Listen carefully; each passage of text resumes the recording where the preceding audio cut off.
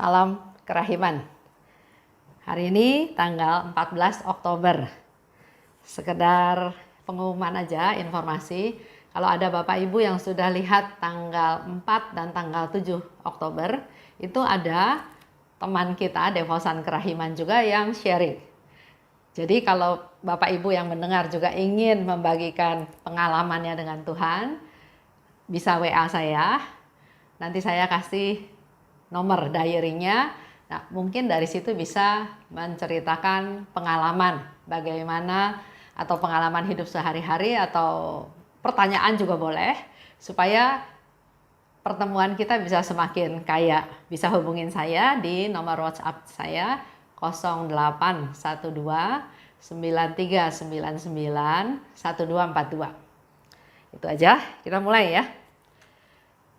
Dalam nama Bapa dan Putra dan Roh Kudus. Amin. Hari ini kita akan bahas dari nomor 641 dan 684. 641. Oh, betapa menggembirakan menghampakan diri demi keselamatan jiwa-jiwa yang kekal. Aku tahu bahwa biji gandum harus ditumbuk dan digiling supaya menjadi makanan. Demikian pula, aku harus menjadi hancur agar berguna bagi gereja dan jiwa-jiwa meskipun secara lahiriah tidak seorang pun akan memperhatikan pengorbananku. Oh Yesus, sama seperti roti kecil ini yang tidak ditangkap oleh satu mata pun, secara lahiriah aku ingin tersembunyi, tetapi aku tetap menjadi roti yang dikuduskan kepadamu. 684. Jam Kudus. Kamis. Dalam ibadat ini, Yesus mengizinkan aku masuk ke dalam ruang senakel dan aku menyaksikan apa yang terjadi di sana. Tetapi aku paling terharu ketika sebelum konsekrasi, Yesus menengadah ke surga dan masuk ke dalam percakapan yang misterius dengan Bapanya. Hanya di alam kekal kita akan sungguh memahami saat itu. Matanya laksana dua nyala api, wajahnya berkilau-kilauan, putih laksana salju, seluruh sosoknya penuh dengan kemuliaan, jiwanya penuh dengan rindu. Pada saat konsekrasi, kasihnya terpuaskan, pengorbanan sudah tuntas. Kini tinggallah upacara lahiriah kematian yang akan dilaksanakan. Kematian lahiriah. Intinya adalah senakel. Belum pernah dalam seluruh hidupku aku mengetahui misteri ini sedemikian mendalam seperti pada saat adorasi itu. Oh, betapa bernyala-nyala keinginanku agar seluruh dunia mengetahui kerahiman yang tak terselami ini.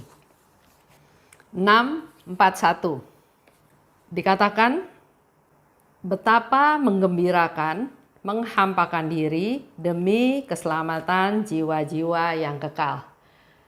Ini sharingnya Suster Faustina. Sama seperti kita juga. Saya merasa gembira kalau misalnya saya berhasil dalam menyelesaikan tugas. Saya naik pangkat. Saya naik gaji. Kalau Suster Faustina, yang dikatakan oleh Suster Faustina, betapa menggembirakan. Apa yang membuat dia gembira? Karena dia bisa menghampakan diri untuk jiwa-jiwa.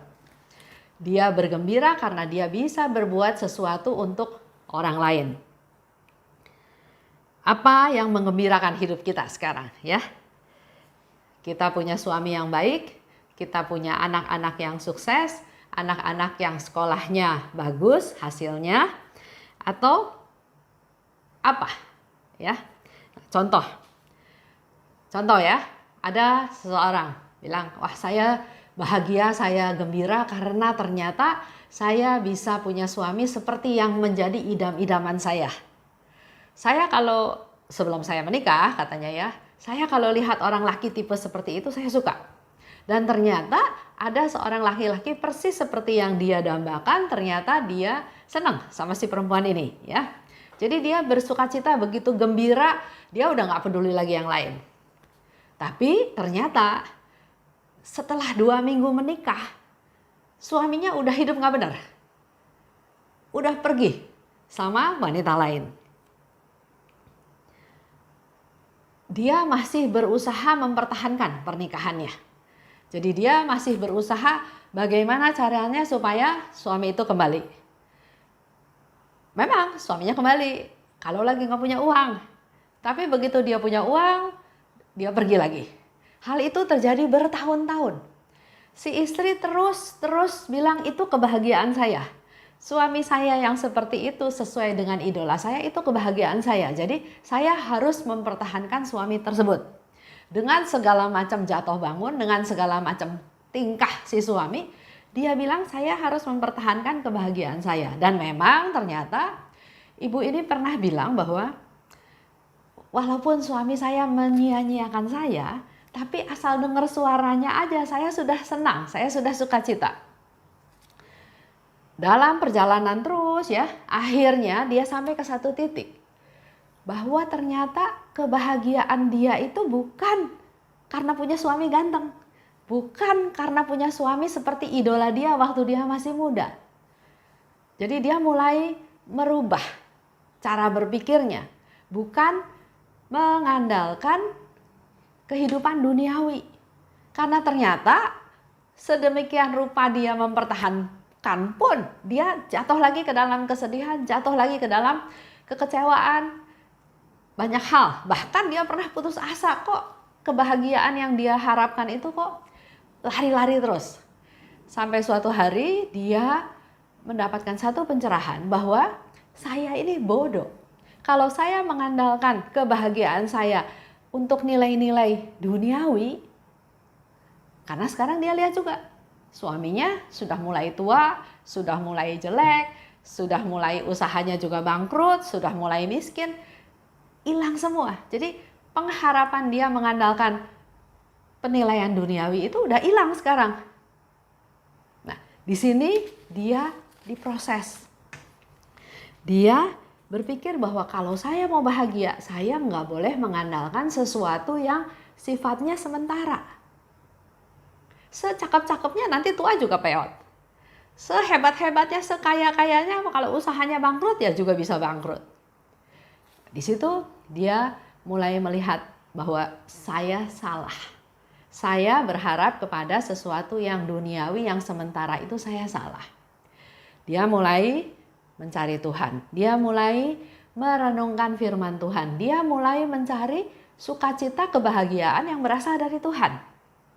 Yang seperti contoh tadi Suster Faustina bilang, dia begitu merasakan kegembiraan karena dia bisa menghampakan diri untuk keselamatan jiwa-jiwa. Pernah juga ya, waktu itu saya baca satu buku, John Maxwell, itu motivator terkenal ya. Suatu hari istrinya ditanya, apakah kamu bahagia menikah dengan John Maxwell yang motivator, yang kaya, yang hebat, yang terkenal? Istrinya bilang, saya nggak bahagia. Karena dia bilang kebahagiaan itu enggak ditentukan oleh orang lain. Kebahagiaan itu dari diri sendiri. Saya bahagia, saya yang memutuskan saya bahagia, bukan pihak lain. Ya.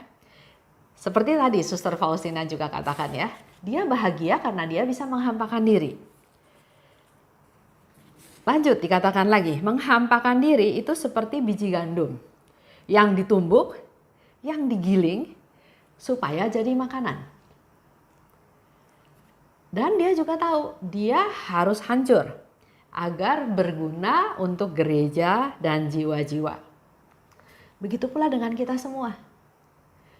Kalau fokusnya saya, nggak bakal mengalami kebahagiaan yang dari Tuhan. Tapi Suster Faustina menyadari bahwa saya harus berkorban, saya harus menderita, saya harus hancur seperti biji gandum itu, saya harus mau ditumbuk. Saya harus mau digiling. Yang penting saya berguna untuk orang lain. Walaupun katanya ya, secara lahiriah orang nggak tahu penderitaanku. Orang nggak tahu pengorbananku. Nah, ini juga menjadi refleksi buat kita semua. Sering yang terjadi adalah, oke, saya mau berkorban, tapi kepengennya orang lain tahu bahwa saya berkorban. Oke lah, saya menderita. Misalnya ya, tadi si ibu ini punya suami yang hidupnya nggak benar. Saya mau menderita, tapi dia kepengen juga orang-orang sekitar tahu bahwa saya menderita loh gitu. Nah, masalahnya adalah kalau orang lain ikutan empati, ikutan prihatin, aduh kasihan ya ibu, kamu menderita, kamu mendapat suami yang tidak setia. Oke, sudah. Dapat hiburan apa lagi? Cuma rasa simpati aja. Nggak dapat apa-apa lagi. Tapi kalau kita cerita sama orang yang bukannya berempati pada kita, tapi menyalahkan kita. Bodoh sih kamu kawin sama dia. Kan dari dulu udah saya kasih tahu jangan sama dia. Atau di belakang diomongin, nggak bisa urus suami sih, jadinya suaminya sama perempuan lain. Banyak hal-hal yang kita cerita itu bukan mendatangkan kekuatan, malah mendatangkan semakin banyak lagi penderitaan dan semakin banyak lagi kesedihan. Oleh sebab itu, ayo kita belajar dari Suster Faustina. Menderita, berkorban, tapi usahakan orang lain nggak tahu kita menderita. Usahakan orang lain nggak tahu pengorbananku, katanya, ya. Seperti roti kecil. Nah, kita lanjut di 684. Di situ dikatakan jam kudus. Hari Kamis, Suster Faustina melakukan adorasi. Dan dalam adorasi tersebut, Yesus mengizinkan Suster Faustina untuk masuk ke ruang senakel, ya, ruang perjamuan malam terakhir. Kalau Bapak Ibu juga pernah pergi ke sana, ya, ruang senakel itu memang ada di lantai 2, ruangnya kecil, ada meja, dan disitulah perjamuan malam terakhir. Suster Faustina katakan, sebelum konsekrasi, Yesus menengadah ke surga dan masuk ke dalam percakapan serius dengan Bapaknya. Pada saat konsekrasi, kasihnya terpuaskan. Pengorbanannya sudah tuntas. Karena pada saat konsekrasi, Yesus memberikan tubuh dan darahnya untuk keselamatan kita semua. Jadi dikatakan kasihnya terpuaskan, tersalurkan, ya. Dia mau menunjukkan kasihnya kepada Bapa, kasihnya kepada kita semua manusia, dan pengorbanannya sudah tuntas. Sudah semuanya, sudah sehabis-habisnya, semuanya dia korbankan. Nah, di dalam malam perjamuan terakhir itu, kalau kita ingat lagi peristiwa perjamuan malam terakhir, Yesus membasuh kaki murid-muridnya, ya, menunjukkan contoh melayani. Yesus datang bukan untuk dilayani, tapi untuk melayani. Dan dia tidak hanya ngomong, dia lakukan, dia melayani dengan membasuh kaki murid-muridnya. Di malam itu juga Yesus memberikan satu informasi bahwa ada salah satu muridnya yang akan mengkhianati dia, yaitu Yudas, ya. Yudas Iskariot akan mengkhianati dia. Dikatakan lagi di sana, di dalam ruang senakel itu, Yesus dalam perjamuan malam terakhir dia mempersembahkan tubuh dan darahnya. Yesus berkorban sehabis-habisnya untuk kita semua manusia berdosa. Walaupun Yesus tahu Yudas akan berkhianat, dia tetap memperlakukan semua muridnya dengan baik. Yesus membasuh kaki muridnya. Petrus bilang, jangan. Tapi Yesus bilang, kalau kamu mau jadi muridku, kamu harus mau ini, ya. Jadi itulah contoh yang Yesus berikan di malam perjamuan terakhir, di saat-saat terakhir hidupnya. Nah, kita pun sama. Kalau kita mau jadi pengikut Yesus, pertama, jangan fokus ke diri sendiri. Saya dapat apa? Pengorbanan saya sudah segini besar, tapi kok saya begini? Lupakan sayanya, ya. Tapi kita belajar seperti Yesus yang memberi. Suster Faustina juga yang memberi, menghampakan diri untuk keselamatan jiwa-jiwa. Kita berdoa, kita berpuasa, kita bermati raga, kita bernovena untuk keselamatan minimal anggota keluarga kita dulu. Dari yang belum kenal Tuhan menjadi kenal Tuhan. Dari yang tadinya bermasalah supaya ada solusi, supaya ada jalan keluar. Tuhan itu akan mendengarkan doa umatnya, doa anak-anaknya yang memohon kepadanya. Apalagi kalau doa itu doa syafaat, doa untuk kepentingan orang lain, apalagi doa untuk keselamatan jiwa-jiwa. Itu aja ya. Hari ini kita akan tutup dengan doa penutup. Dalam nama Bapa dan Putra dan Roh Kudus, amin. Allah Bapa yang maha baik, terima kasih Bapa atas pengajaran-Mu, atas pembahasan pada hari ini, di mana hari ini juga kami boleh belajar dari Suster Faustina yang menggembirakan itu bukan hal-hal duniawi, bukan hal-hal materi, pangkat, kesuksesan, tapi hari ini kami belajar dari Suster Faustina justru yang menggembirakan hatinya adalah dia bisa menghampakan diri untuk keselamatan jiwa-jiwa. Ajar kami juga Tuhan, supaya dalam hidup kami lebih fokus untuk hal-hal yang rohani, untuk hal-hal yang berkenan kepadamu, untuk hal-hal yang kekal. Bukan fokus hanya pada kehidupan duniawi, materi, pangkat, bahkan kebahagiaan yang sifatnya sementara. Tapi ajar kami, buka hati kami, beri kami pencerahan agar kami bisa fokus pada hal-hal yang rohani, yang berasal daripadamu, di mana kegembiraan yang Kau berikan sifatnya adalah kekal. Mengandalkan Engkau, berserah padamu, maka kami akan memperoleh kegembiraan yang berasal dari-Mu saja. Mohon rahmat-Mu Tuhan untuk saudara-saudara kami, untuk keluarga kami, agar mereka semua juga boleh mengalami sukacita yang berasal daripada-Mu. Kemuliaan kepada Bapa dan Putra dan Roh Kudus, seperti pada permulaan, sekarang, selalu dan sepanjang segala abad. Amin. Dalam nama Bapa dan Putra dan Roh Kudus. Amin. Salam kerahiman.